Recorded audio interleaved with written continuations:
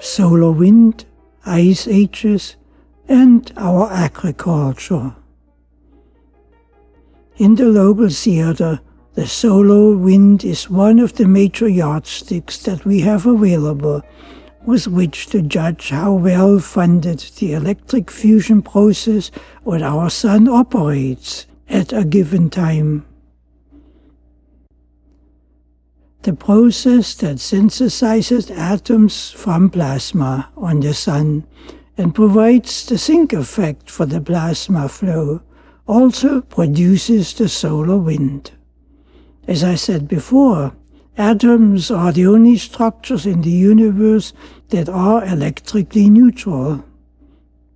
The solar synthesizing fusion, a form of cold fusion that binds plasma particles into electrically neutral structures, creates physical elements that no longer react as a part of the electric power system.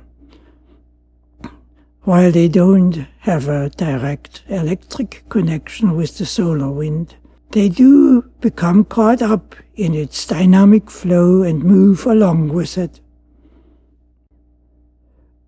While the bound plasma particles that produce the atoms that effectively disappear from the electric landscape as if they had vanished from the universe, which in a sense they have, physically remain in existence. So what then happens to these electrically neutral fusion products, since not all of them flow away with the solar wind? Do they clog up the works? That's a question of principle. The electrically neutral fusion products that do get blown along with the solar winds fall out from the winds slowed by gravity. In earlier times, they formed the planets in a process of accretion. This process still happens, though to a lesser degree. To the present day, the solar wind provides the distribution service that makes all of this happening. But what happens when the solar winds no longer blow? What happens when they no longer help to purge the fusion reaction cells on the sun of the fusion products and purge the corona of the synthesized atoms? Will this clog up the works? In addition, the solar wind also fulfills a highly critical function as a part of an efficient plasma pressure regulating system that keeps the sun operating at a steady state. The regulating feature is the engine that produces the solar wind.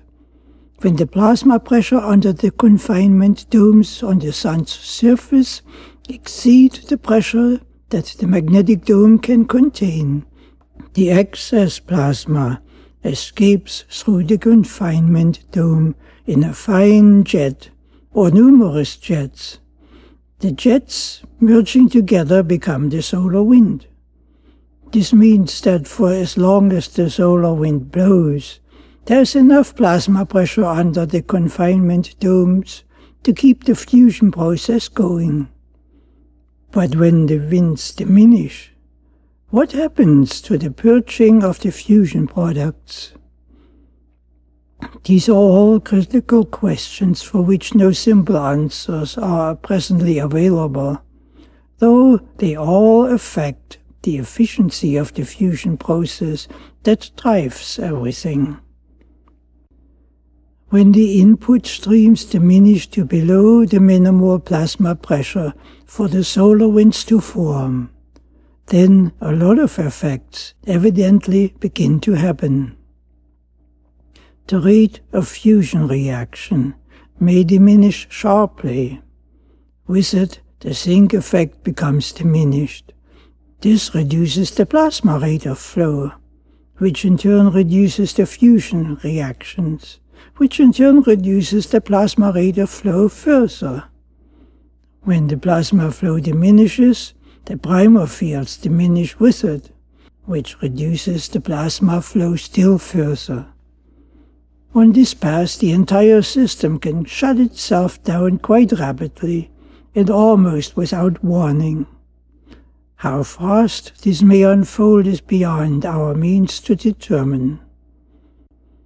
The hardest of all may be to determine the effect of the diminishing solar winds on the purging of the fusion products of the synthesized atoms from the fusion reaction cells. When the fusion products clog up the cells, they diminish the reaction process. It is unknown how critical this purging of the synthesized atoms from the reaction cells is. It may be more critical than we believe it to be, or hope it to be.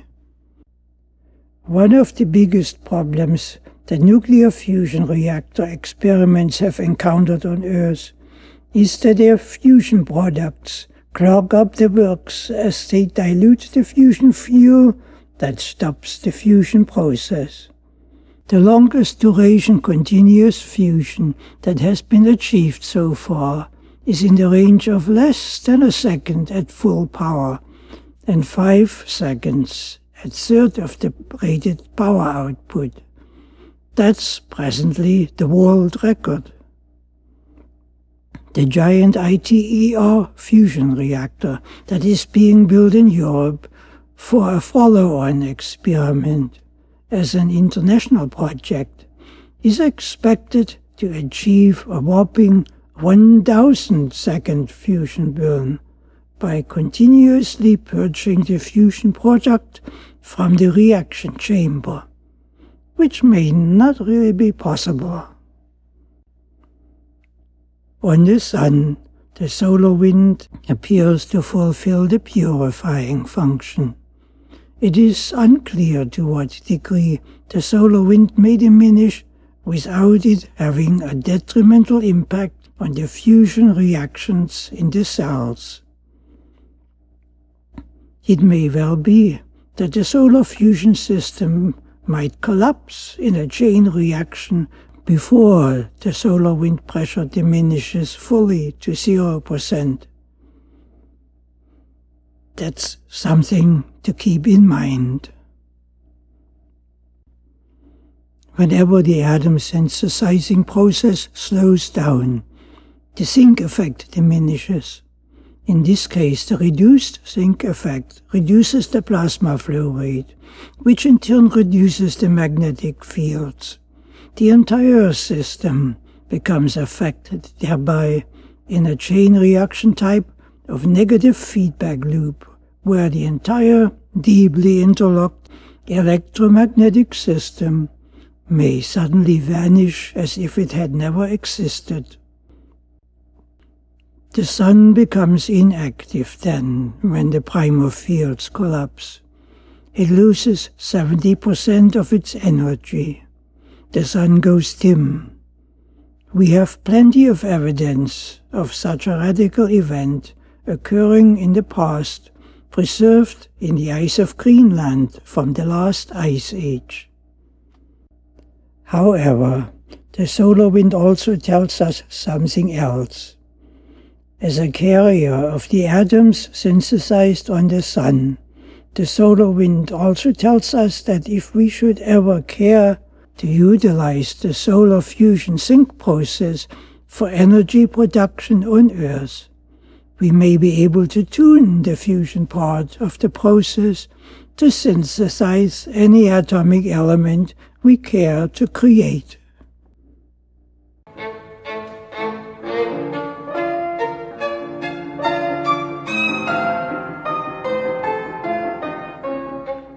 The loss of Ulysses. NASA's Ulysses satellite gave us a big boost in understanding our universe. It gave us more than just a way of looking at the Sun from all latitudes. Ulysses gave us the most pristine view of the solar wind patterns that we can get. It took measurements in areas far away from the ecliptic plane where the heliospheric current shade throttles the solar wind. It had measured the solar wind speeds outside the ecliptic at just below 800 kilometers per second, which we don't see in the near-Earth space, or only rarely so. This suggests that it would be wonderful if the Ulysses eye around the Sun had not been scrapped in 2009. Nevertheless, the measurements that it had provided gave us enough valuable benefits for evaluating the solar wind measurements that we now get from satellites orbiting in near-Earth space, in the ecliptic plane, where the measurements are affected by the heliospheric current sheet. Ulysses saw the solar wind pressure diminished at the ecliptic from 4 nanopascals in the white circle to 2.5 nanopascals in the green circle for the first orbit, and from 2.5 nanopascals to 1 for the third orbit. While the numbers are lower near the ecliptic in the green circle, the ratio between them remains essentially the same. This means that the solar wind measurement that we are able to make in near-Earth space provide us with enough data to render the solar wind data a useful thermometer for judging the health of the solar system.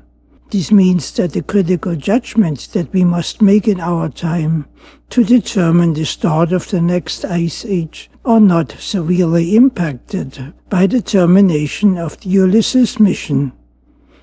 For example, if the mission would continue, we would not see any changes in the polar region where the Sun has its connection with the plasma streams from the primofields, which the solar wind is too puny to penetrate. This also means that the diminishing trend of the solar winds towards the solar cutoff that Ulysses saw the beginning of can still be detected with contemporary instrumentation operating inside the ecliptic plane. The current observations have not significantly altered the potential that a solar cutoff might happen in the 2050s time frame, and that the solar winds might cease before this time. Ironically, the potential event itself is actually not the most critical factor for our consideration.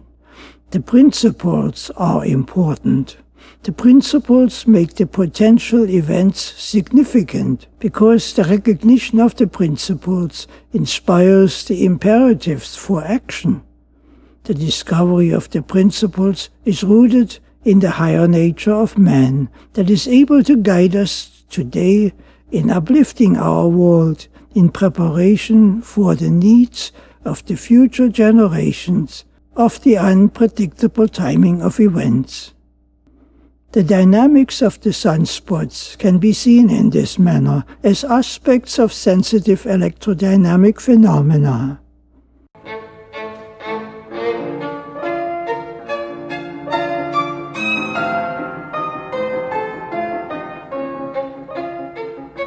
When sunspots speak to us, we can observe the sunspot principle in action every day, the principle that produces sunspots. Sunspots are voids in the solar surface. They result from localized disruptions of the dynamics of the primofields that enable the reactive process on the surface of the Sun. The smaller cellular field structures that cover the entire surface of the Sun sometimes breaks down, occasionally one cell at a time, but usually in groups, which leaves behind dark holes on the surface. The resulting dark areas are termed sunspots. The sunspots frequently occur bunched together into groups across a region. The reason for this localized collapse of reaction cells across a region appears to be the building up of back pressure in the region below the cells. The back pressure may be caused by a regional high concentration of synthesized atoms that tends to insulate the electric field connection below the reaction cells. Thus, ironically, the occurrence of sunspots is an indication of high levels of fusion activity going on, which, in the extreme, is a danger in the process to itself. That the back pressure limits the plasma current inflow rate, and thereby reduces the strength of the magnetic fields that concentrate the plasma and cause the fusion reaction cells to function, is evident in the occurrence of regional sunspot groups and the occurrence of single-cell failures in these regions or near large sunspots. Normally, when active magnetic primal fields for the fusion cells diminish, the plasma pressure blows out around them, or it escapes in mass through the resulting hole in the magnetic carpet after active cells have collapsed. The escaping plasma streams are seen as plasma loops, and in larger cases as giant prominences. They become visible by the presence of atoms in their stream that have caused the back pressure in the first place. Pure plasma is invisible. Plasma becomes visible as light only by its effects on atomic elements. The atoms are 100,000 times larger than the plasma particles. They pervade the atmosphere and are moved along with the plasma streams and become agitated by them. In cases when the escaping back pressure does not collapse the cells completely, but escapes around them, the escaping plasma forms thin streams that loop back onto the sun, guided by the magnetic fields that their flow is generating, which are then interacting with the much weaker background magnetic fields in the particular region of the sun's surface. Active cells rarely collapse. Sunspots result only under extreme conditions. Giant eruptions, such as the prominence shown here, are extremely rare. They typically occur when the plasma cells inside the sun, as plasma is being pumped into it by the primal fields, exceeds the external plasma pressure produced by the process. When the built-up internal pressure is not vented continuously or fast enough, but accumulates, huge solar mass ejection events tend to happen. The occurrences of prominences or solar flares typically follow the trend of the solar cycles. The reduced solar flare index shown in green here, which was the most dominantly affected of all the indexes when the electric environment began to weaken, may well be the best thermometer that we have for measuring the electric health of the solar system, together with the measurements of the solar wind pressure. Plasma is a near-perfect electric conductor. As a plasma sphere, the sun soaks up plasma somewhat like a sponge that stores up whatever plasma streams are pumped into it through the reaction cells past the nuclear fusion processes. The injection of plasma is a dynamic and widely distributed process. However, this injection of plasma increases the plasma pressure inside the sun. The pressure needs to be vented via small or large solar mass ejection events, or solar flares, as they are also called. The details of the dynamics are still poorly understood, even though these ejection events are often feared on Earth as they disrupt radio communications, electricity transmission systems, and cause earthquakes. In real terms, however, solar flares, like sunspots, only more so, are a sign of good health for the Sun and for its operating dynamics. When the solar flares dramatically diminish or no longer occur, then we have cause to be concerned. And they are diminishing, as we see it in solar cycle 23 in the flare index for the first time since the index was developed. The sunspot numbers are somewhat less dramatically affected by the diminishing energy environment in the solar system. Still, they are useful as a strong indicator of the unfolding trends. Nevertheless, from a science standpoint, the sunspots are valuable. They provide a portal through which we can see deep into the interior of the Sun, which, as I said in the beginning, is substantially darker below the active surface layer. This means that the reaction process on the surface of the Sun is only skin deep. The dark interior reveals itself as essentially a sphere of plasma that furnishes merely the supportive electric environment for the surface reactions to happen. The sunspots also provide us a portal to what the intensity of the inactive Sun may be when the reaction cells collapse, as the external primer fields collapse that focus plasma onto the Sun.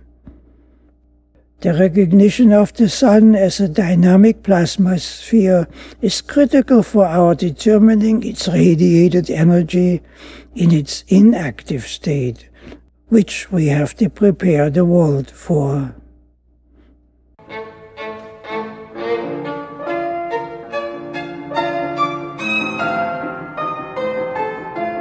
The time has come to get real. Science has become a trap. It resists reality in the name of doctrines.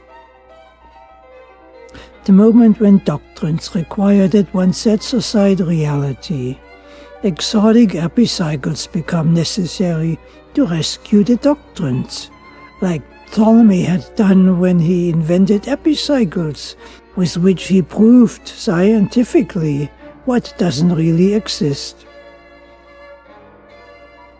It may have been for this reason that as soon as the electric universe theory was put onto the table of humanity, that the Big Bang theory was developed as a counter-theory. The Swedish electrical engineer, plasma physicist and winner of the 1970 Nobel Prize in Physics, Hannes Alfvén, had landed a bombshell that didn't fit into the political doctrine. The Big Bang theory was set up as a cover-up doctrine similar to the more modern global warming theory. Under the weight of these countervailing doctrines, it became nearly impossible to formulate a rational Ice Age theory. The electro-astrophysical basis for it became thereby denied to exist, so that the entire subject remained left hanging to the present day as if it was irrelevant. Science still plays with epicycles in solar physics to defend the doctrine that plasma in space does not exist, that plasma streams do not exist, that electric plasma interactions do not happen, asserting that an electrically powered Sun is therefore not possible. Thus, science is put to the task in solar physics to relate all observed phenomena to a platform of the fantasies where reality is disallowed. That's the same type of prison that Ptolemy was stuck in, where he was forced to explain scientifically what does not exist, for which his exotic epicycle theories were invented to maintain the imprisonment.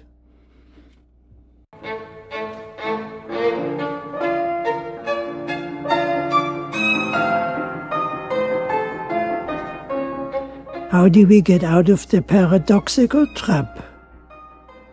We get out of the trap like Johannes Kepler did in astronomy, by stepping away from the doctrines to exploring what is actually real. Some people did this in modern time half a century ago. They designed a mission in the early days of the American space program that would launch a spacecraft into a wide polar orbit around the Sun to measure the Sun's electric characteristics, such as the solar wind speed, pressure, temperature, density, and so on, outside the ecliptic plane where electric measurements are distorted by the heliospheric current sheet that flows there. The mission was named Ulysses. The Ulysses spacecraft was launched from the Shuttle Discovery on October 6, 1990. In order to reach high solar latitudes, the spacecraft was aimed close to Jupiter so that Jupiter's large gravitational field would accelerate the spacecraft out of the ecliptic plane towards the higher solar latitudes. Ulysses' encounter with Jupiter occurred 14 months later, on February 8, 1992. The Ulysses satellite flew 3 orbits around the Sun, perpendicular to the ecliptic. The first orbit began when the spacecraft encountered Jupiter. The resulting first orbit around the Sun was completed 6 years later, in February 1998. The third orbit began 6 years after that, in February 2004. The spacecraft was turned off in August 2008, 4.5 years into the third orbit. What we got back as data from the satellite gives us the first physically measured verification that our Sun is not an internally heated fusion-powered star, but is an electrically powered star. What the Ulysses spacecraft has measured confirms physically in space the observed geometric characteristics of magnetically self-shaped plasma into primal fields, is observed in high-energy plasma flow experiments. If the Sun existed as an internally heated star, the abrupt loss of solar wind in the polar regions should not occur. But with the Sun being powered by focused plasma streams, with a geometry observed experimentally at the Los Alamos National Laboratory, one finds the lack of the solar wind in the Sun's polar region not surprising. But one finds it instead a confirmation of principles that have been experimentally discovered.